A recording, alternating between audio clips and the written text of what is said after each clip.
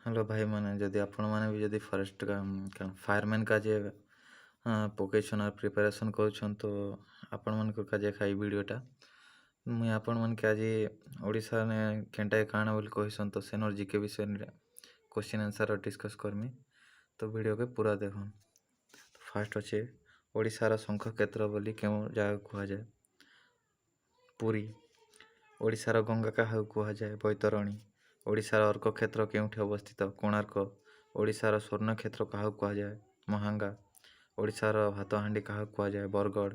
ओडिशार विहंग विहार केउठी अवस्थित चिलिका। ओडिशार काश्मीर क्या कह जाए दारिंगबाड़ी। ओडिशार काशी क्या कह जाए भुवनेश्वर। ओडिशार इस्पात सहर केउठी अवस्थित राउरकेला। ओडिशार भंज विहार केउठी ब्रह्मपुर विश्वविद्यालय। ओडिशार गदा क्षेत्र केउठी जाजपुर। ओडिशार तुलसी क्षेत्र केउठी केन्द्रापड़ा। तापर ओडिशार कैलाश केउठी कपिलास।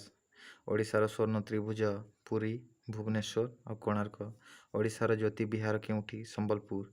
ओडिशार कला पहाड़ कोणार्क ओडिशार कला पागोड़ा कोणार्क सूर्य मंदिर।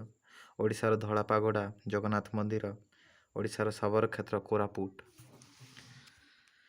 ओडिशार ओडिशार बाणी क्षेत्र केउठी जगतसिंहपुर। ओडिशार व्यास क्षेत्र केउठी राउरकेला।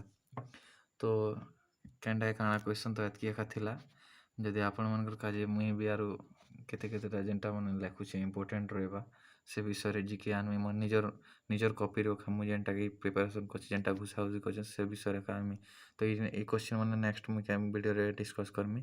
तो चैनल के सब्सक्राइब कर दी थन।